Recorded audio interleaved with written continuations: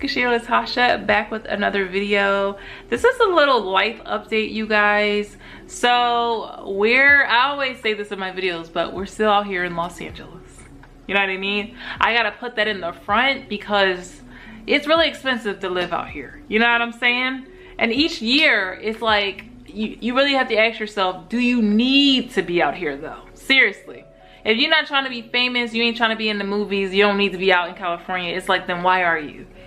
Now, here's the thing. I feel like when you're in LA, like, I feel like a lot of times it's not even about whether you actually need to be here, but more about how others perceive you because you're out here.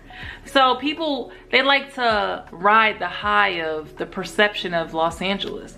A lot of times the perception of Los Angeles is not, it's overly inflated, like, because there's certain aspects of being out here. After we've been out here over 11 years, you guys, I'm just like, things that I would have glamorized before, now I'm looking at it with the side eye, like, anyway, you know, I want to pick up my bags and go somewhere else. But you know, Mark, we're gonna decide together where we want to go next, because y'all, sometimes I get this urge that I like want to go travel to Costa Rica or like go live in Switzerland or Japan. And y'all probably like, why? Because like sometimes, like, I feel like I've only ever been in Philly. I went to the Dominican Republic once, and I've been out here. I feel like I haven't seen the world. You know what I mean? So there is this part of me that's like, I want to see what it's like in different cultures. But then I'll look up videos and I'll see like I'll see a video of like a monkey snatching a baby in Thailand, and I'll be like, see, that's exactly why I need to stay where I'm at, because ain't nobody got time for that. Really don't. And I'm serious. That's exactly those, y'all. It's always wildlife that's a deterrent for me. I'm like, ooh, we should move to Florida. Then I'm like, what about those alligators though? Those crocodiles? What about that? Because like, ain't nobody trying to be having my baby playing in the water and then bam, alligator come out of nowhere. No thanks. Or I'll be like, oh, we should go live in North Carolina or something, and then look at all those hurricanes they just had. So anyway, I just be like overthinking a lot of things. But long story short, you guys, I want to travel. Like, I want to see more of the world. And I think too, LA, and I mean, this could be in a lot of places, but there's like this hustle culture out here where everybody's working, everybody's trying to be somebody. Like, this is gonna sound funny, and maybe this is just me getting older, but I'm trying to chill. Like, I'm trying to just be without the pressure of like having to pay more and more and more because inflation. Like, I wish I was kidding, but I'm not. But like, seriously, I want to relax more. I think too, like, if you've had that hustle mentality for so long, naturally you just like over it after a while. Like, I want to spend time with my kids and just relax. Our favorite thing is exploring new places, and I feel like that's like the spice of life. Like, but like, seriously though, like, I feel like as I get older, I value like just being present more. Like, I value stillness more, or like really taking in things. And I feel like when you're always, you know, if you work a lot, or if you're like always work focused, especially as an entrepreneur, you know, it could be kind of draining. I don't know if I mentioned this to you guys, but like, after I took a break from my natural hair YouTube channel, I say natural hair because that's like mostly what I used to do here. I started diving into my hobbies, and one of those hobbies was tarot. Like, I wanted to learn how to do tarot for real. And I had grabbed one of the classic tarot decks, and then I was like, I don't even see me in any of these images. So I didn't even know if I let y'all know, but I created my own tarot deck. It's called Mahogany Tarot. I don't know if you guys can see it. Okay, wait, it's a little bright. But yes, you guys, I created my own tarot deck. I got a world version. I really wanted to see, like, I wanted to see myself reflected in, you know, spiritual tools. And then I did a diverse version, you know, because I felt like that idea came to me as well. And so I feel like when ideas come, I like to just go ahead, create that thing, put that thing out there. You know, somebody in the world is going to be appreciative, and that's for the people that's in tarot. You also have people that feel like all that kind of stuff is evil or this or that, and I'm like, y'all, it's cards. I mean, I personally think anything that you use, it's what you make it. Like, the funny thing is, I've always considered myself to be like into mystical things. Like, I love the supernatural and, like, I don't want to say magical things. I do. I feel like, I don't know why, but it just makes me feel excited, right? But I also realize that, like, your connection to the divine is going to be distinctly unique for every person. Like, some people, that's their religion, that's their what they believe in. And I don't, honestly, I wish more people could be like me, but I don't judge what you're gonna do. Like, if whatever brings you happiness and joy and that feeling of protection in your heart, like, yes, if that's Jesus, because like my whole family is Christian, then yes, okay, do it. Yes, but I feel like you don't really see that in the world, where a lot of people are they don't have to accept other people's what other people believe, but they could at least be okay that other people believe different things. So I mean, that's just, but I'm like that. Now I kind of expect other people to be as accepting, and sometimes it's met with you know, this feeling like that's the devil, you not making it in heaven. I feel bad for you. But listen, like, you can't determine how people are going to respond to what lights you up. But yes, I've created my own tarot deck, and I'm very proud of it. I think it's a beautiful tool that people really, what you're tapping into with tarot is what the knowledge that we already have within us. Like, sometimes you can see, so each card has a meaning, you guys, and a lot of times you can see what the meanings, each meaning is written out somewhere in some sort of book of meanings of these particular cards, you know. And really, you can look at certain things and realize things about your current situation. Let me pull a card, let me see. I didn't know I was gonna be doing a reading up in here, but like so like, look, this is my favorite card. This is the Empress card, right? So when I say the Empress card, I immediately think of like a nurturing, creative, motherly, feminine type energy.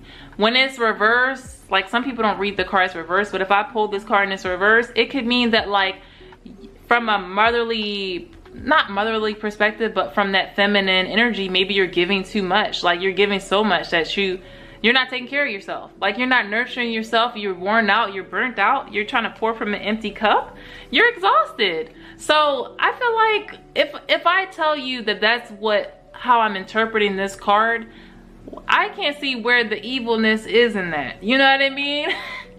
Like, I'm literally just, the funny thing is, sometimes we already know that if I'm not taking care of myself, I already know I ain't been taking care of myself. If I see a confirmation in this card, really, it's just, I feel like the universe, God, the creator, just showing you in front of you, like, the reflection of that. But you already know this. Like, you already know. We know we have habits that are unhealthy.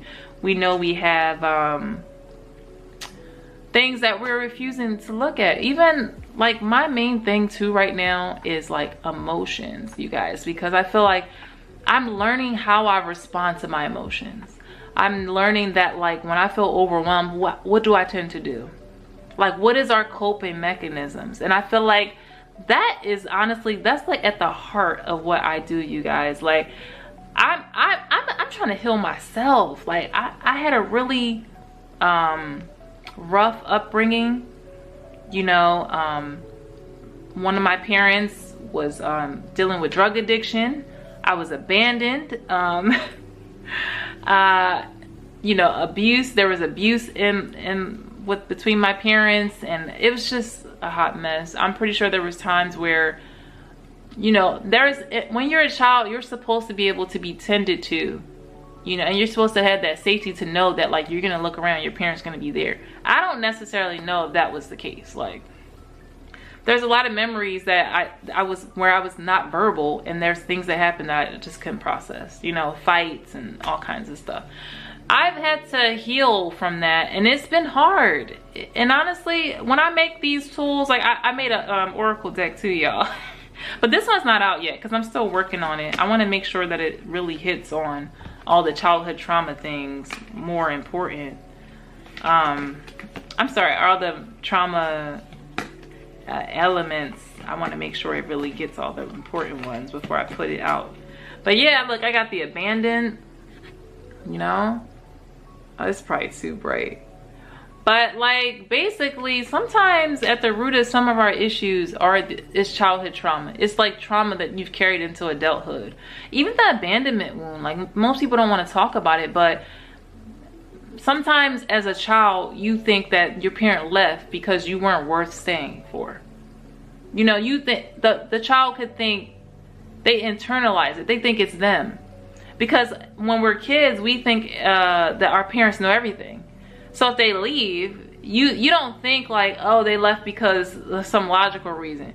You think they left because they don't love me. Like, that's literally, and honestly, I've been walking around with these wounds, not even realize like the energy that I'm giving off, the energy that I'm attracting. Like, I've always had a little bit of a hard time with female relationships because I feel like that wound is there around abandonment, and I've been trying to figure out ways to like reparent myself and give myself what I would have felt like I needed when I was a kid.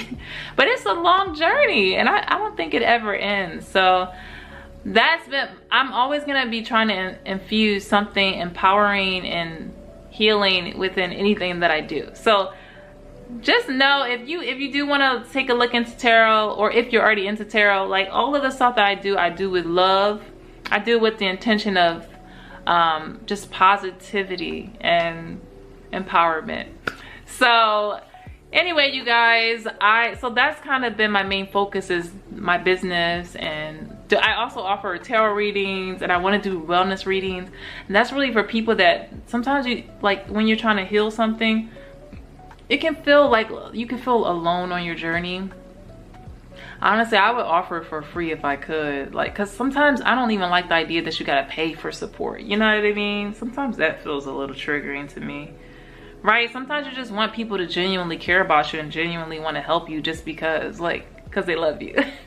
But a lot of times, like you know, when you pay your therapist, it's like, you know, you need this, and you know it costs money, but then you wonder like, well, do you care about me outside of me like paying you? Y'all, see, I'm too sensitive, y'all, because I'm like, I want you to get paid, I do, but then I don't know, it's something about it that it bugs me, the money part, but it's a part of our society, so there's no point in trying to pretend like it's not important, right? But anyway, I feel like that's taking up the majority of my life, is like trying to heal from things that I'm still holding on to in childhood that I'm not realizing that I'm holding on to.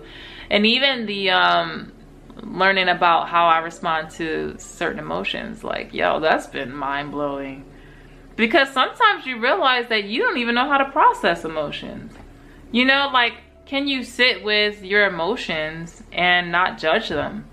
A lot of times when we feel, say we start to feel vulnerable about something, or something makes us want to cry, sometimes our first thought is like, oh, I can't stand that I'm feeling this right now. Or, oh, I hate that I'm emotional. Like, a lot of times we judge it. Some people, when emotions come up, they avoid it. Some people, when like feelings of not feeling like you're enough come up, we want to project that. We make other people feel like they're not enough, but really it's just our own stuff that we're not working on. Y'all, I literally just learned about like setting boundaries. I know. I thought, this is gonna sound sad, but like, I never knew that it was okay for me to have boundaries. Like, I thought, like, if I told people my boundaries or my preferences or what I value, they'd be like, who are you to tell me that, like, thinking that I'm actually gonna care? But I think it's because growing up, I don't think that was ever a thing. Like, nobody cared about my boundaries. Nobody cared about what I wanted. So it's such a new concept to me. And then the funny thing is, now that I'm like learning how to set boundaries, Then you got the people that don't even care. They don't care about you, but some people don't care about your boundaries, and they gonna actively try to like step over your boundaries. And then you gotta have the courage enough to enforce them. Like, y'all, the work though, like seriously. But anyway, you guys, if anything, I'm gonna be coming back and doing videos like this where I just talk to y'all, because I do like to talk. That's one thing. That's one thing that I will say. I be talking too much. But yes, honestly, I kind of miss connecting with you guys in this way. I don't even know who still vibe with me, like who still, you know what I mean, who still be like, hey, yeah girl, we cool.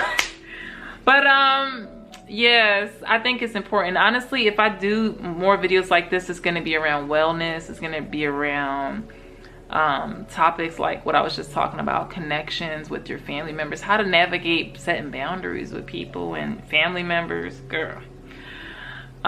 Because honestly, sometimes we have toxic traits that we don't even realize is toxic. That's why I don't eliminate myself from that, y'all. I gotta look at myself too. And that's one of the most powerful things you can have is self-reflections. You could look at yourself and be like, oh yeah, I wasn't right in that situation. You know, you kind of have to. You gotta have accountability. Especially if you expect it from other people. You gotta be able to look at yourself. It's a little bit of a red flag if it's always everybody else and not you. Come on now. Especially, you learn that the most in relationships. Like my relationship with Mark, I have to look at myself. Because the trap with relationships is like you always want to say, it's your fault. If you wasn't doing this, then I would feel better. But like, that's not true. Like, but I wouldn't rather, I can't even talk now. But I love being able to learn this with Mark. We've been together so long. It's really a beautiful thing. And yeah, having young kids, that's also, it's been, I'm not gonna say, it's been challenging. Yeah, because like there's so many things you learn about yourself when you're like learn how to like discipline, and just the things that come up when you get yourself in that parent mode. You be like, oh, how can I handle that better next time? But yes, you guys, I know I just rambled on in this video, but anyway, I just wanted to connect with you guys and give y'all a little update, a little life update. I done talked about a million things, but yes, we good, we healthy. You know, Christmas is around the corner, but it feels a little strange this year, right? Like it's just moving too fast. But I hope you guys are all well, and I'm gonna be back to do some more videos. So much love to y'all. Peace.